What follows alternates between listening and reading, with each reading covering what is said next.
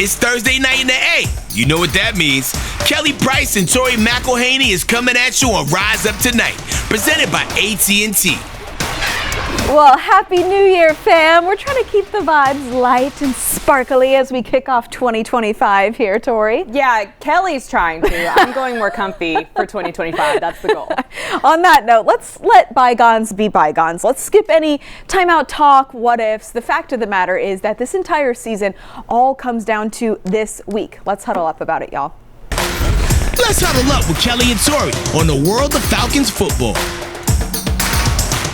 So it was a tale of two Jaden Daniels halves on Sunday. First half containing him, then the second half he kind of killed the Falcons a little bit. The defense was also on the field for 53 plays more than double Atlanta's 24. Time of possession looks that way too. Commanders driving for 28 minutes, 17 seconds. Atlanta just 9:01 of that second half. But again, we're turning the page to 2025. One last chance here to slip into the postseason. And Tori, honestly, I'm still a little amazed that Atlanta's pass rush has gone from 10 sacks before the bye week to 21 since. That's insane.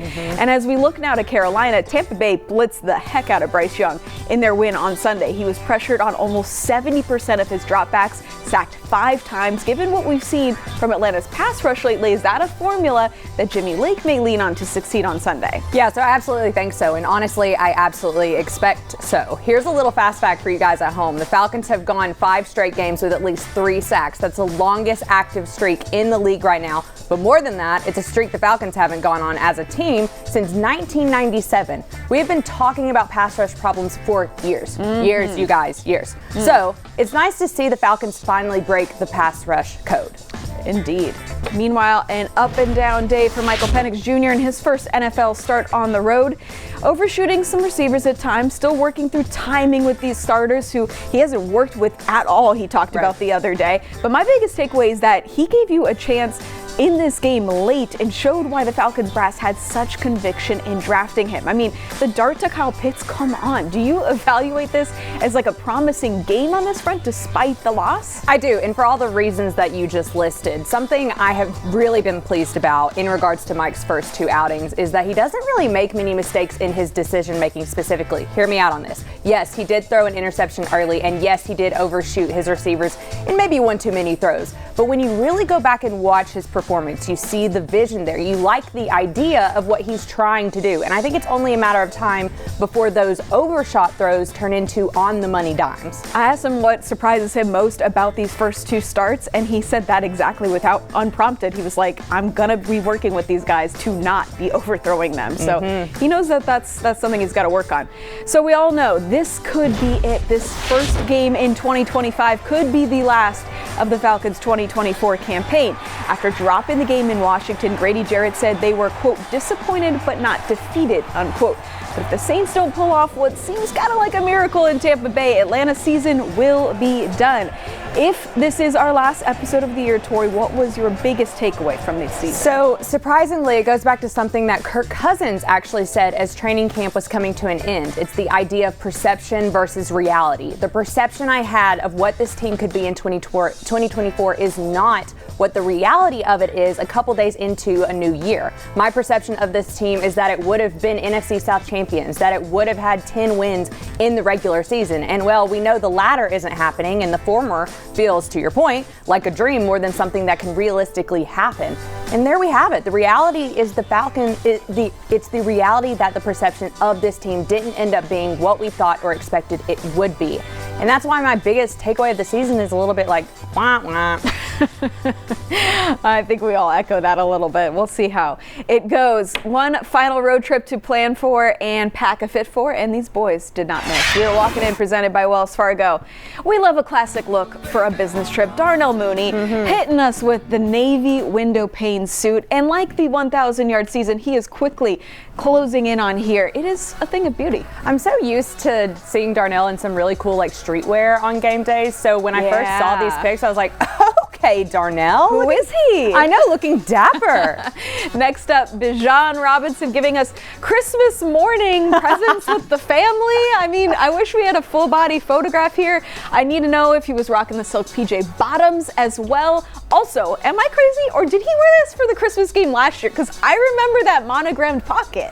He absolutely did. I feel 1,000% sure that he did, because I remember us talking about it on the show. And as someone who wears the same Star Wars themed Christmas sweater every single year, I actually appreciate the consistency. It's giving quiet luxury. We love that. Yes, in case you were wondering, the tiny unbranded white coffee cup did make the trip to the nation's capital with Justin Simmons. So did this statement suit from our guy. And my goodness, did he ever save the best for last, Tori? It is a moment and a movement. I am so sad, because if this is the end of the season, it means it's also the end of Justin Simmons fit checks. And I feel like we needed to just do an entire sad montage to honor the moments we have to witness from Mr. Simmons this season. We will always remember. And we remember you. There we go. That's what we should have done. Well, still to come here on Rise Up tonight, certified knower of ball and barbecue, James Argo joins me in the nest. And before kickoff Sunday, Washington and Atlanta came together for something bigger than football. That story is coming up next. Rise Up Tonight is presented by AT&T and brought to you by Georgia Lottery. Today could be the day. By Mercedes-Benz, the best of nothing. And by Home Depot, how doers get more done.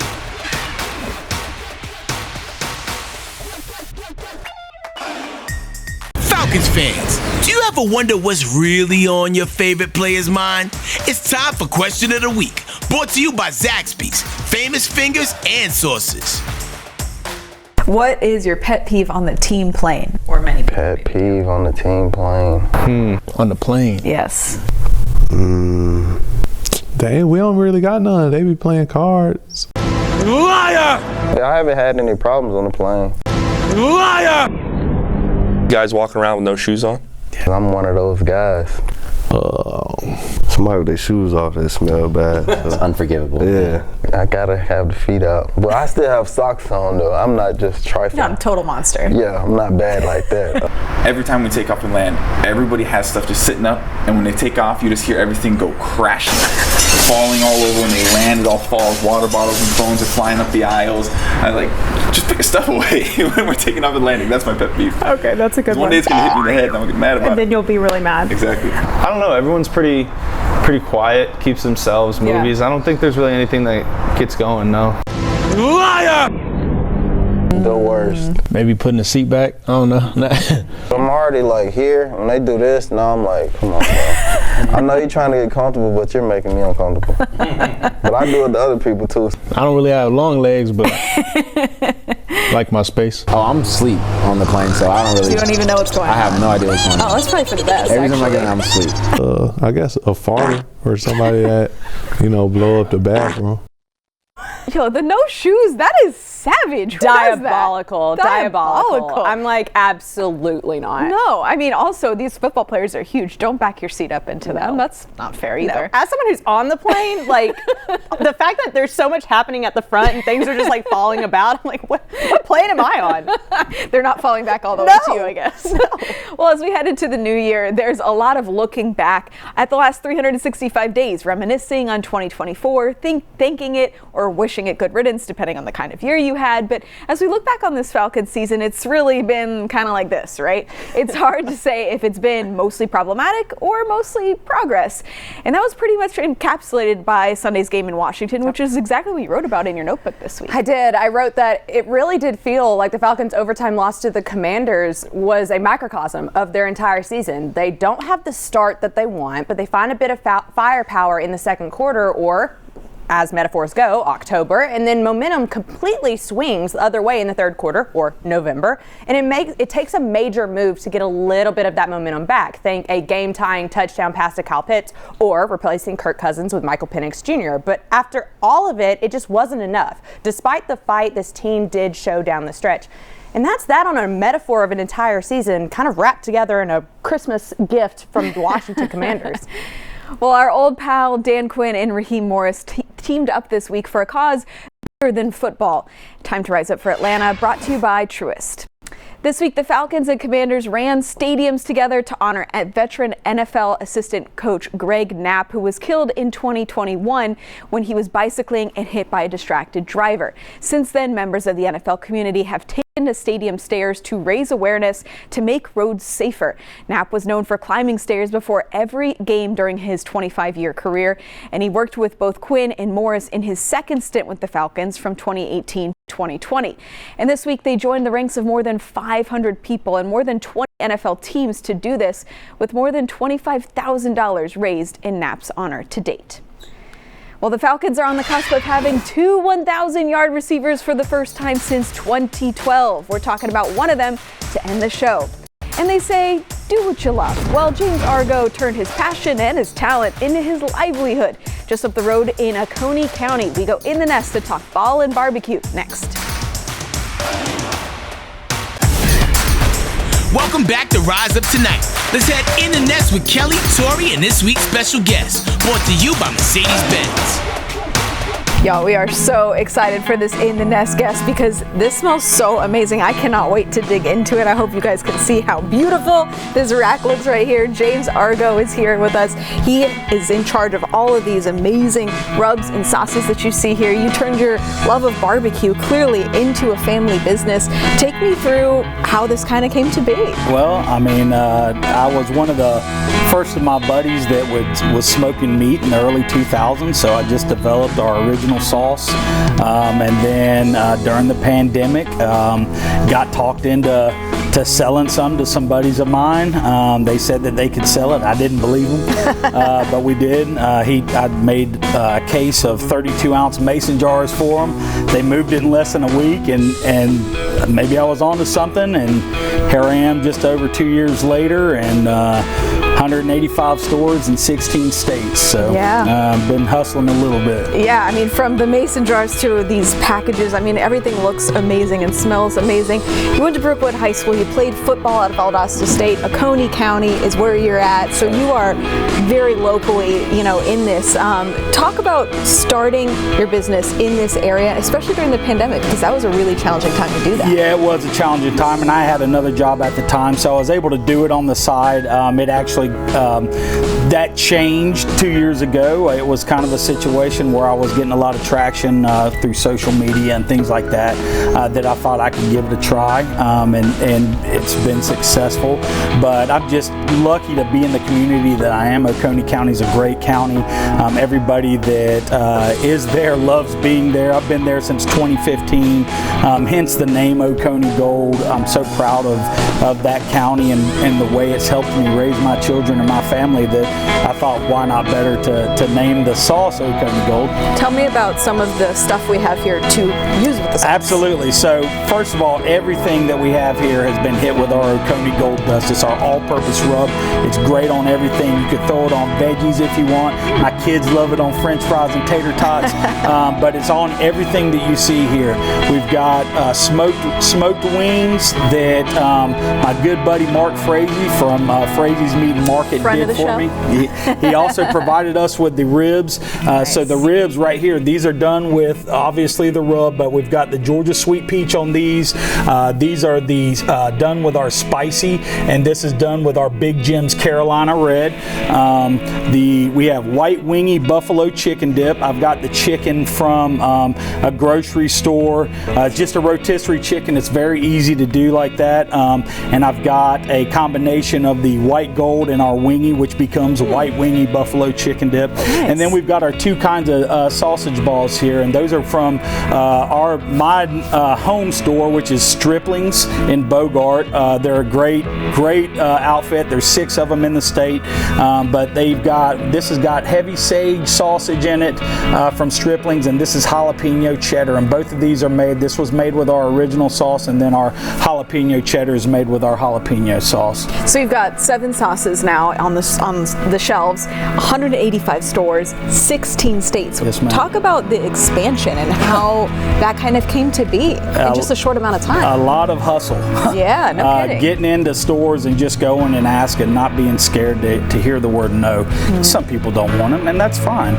But most people, when they go to taste it, they'll give it a try.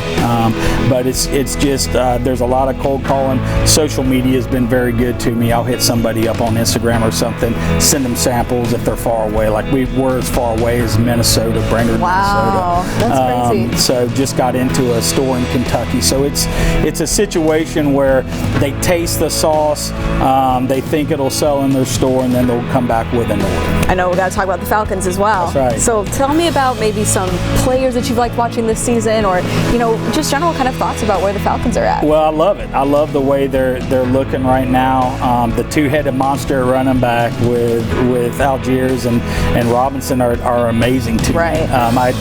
Going to Valdosta State, of course, I love the hammer Jesse Tuggle. But being a '90s kid, gotta love Dion. So, right. But yeah, nowadays I like to watch the obviously as a lineman. If you couldn't tell, I was a lineman.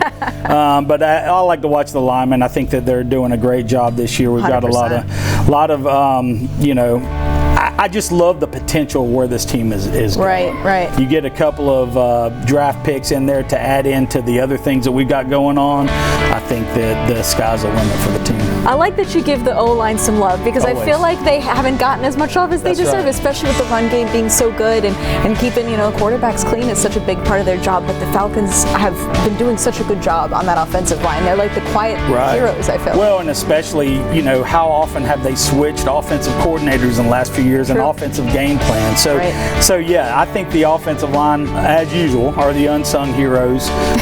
So it's great to see it. Plus, our defense has improved. You got to give some love to my boy Grady Jarrett. He's awesome, man. Yes. So it's fun watching them. I love the potential where they're going to go. If they don't do it this year, it's coming soon. I like the optimism. Not a lot of Falcons fans share the optimism, so I do like that. We talk about all these things on the show as well. Obviously, in the trenches is such a big deal for the Falcons, but Grady Jarrett, a guy that has done that for a long time for them as well. But any other players that you kind of look back over the last couple of years, are like, man, I really enjoyed this guy, or even like you said, Dion or some older kind of players. So I mean, so growing up in the '90s, you can't not mention Scott Case, number 25. He used to light people up, and I'm always been a big fan of the big hits. I think he would get a lot of penalties in today's environment. It is a lot different. It's a lot different. But yeah, I mean, you had Biscuit here, Cornelius Bennett. He was awesome when he was here. Again, Jesse the Hammer Tuggle. I think he's one of the greatest linebackers of all time. So it's there's been a good tradition coming up through, and now these new guys. We've had so many first-round picks. Michael Penix Jr. looks great out there. Bijan Robinson is going to be awesome, and then I feel good about the direction that we're going. So for Falcons fans who want to incorporate some of these recipes, and obviously these Coney Gold sauces and rubs in their tailgate spreads, how do they do that? How can they find it? Well, you can go on our website, which is www.oconeygoldbbqsauce.com. You can hit us up on Instagram at oconeygold, and then through Facebook, all social medias you can go. We're also in a lot of stores in the area in Atlanta, Frazee's Meat and Market. So that's probably your best spot. And then if you're outside near Athens, Strickland's is they always have it stocked up. So, that's awesome. Always. Well, congrats on the success. We're going to dig into this because it's delicious and I can't wait any longer. Thanks so much for being here, Absolutely. James. Really Thanks appreciate it. We'll be right back on Rise Up Tonight.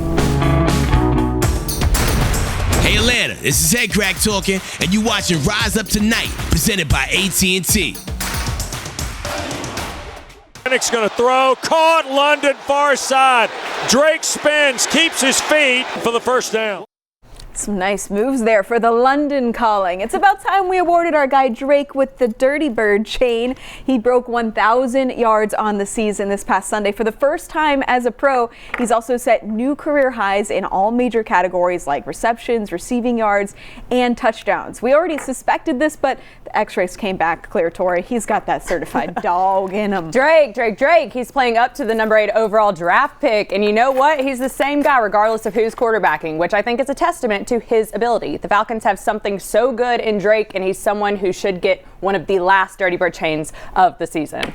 And if this is our last episode of the season, thanks so much for joining us all year long, and we'll see you next year.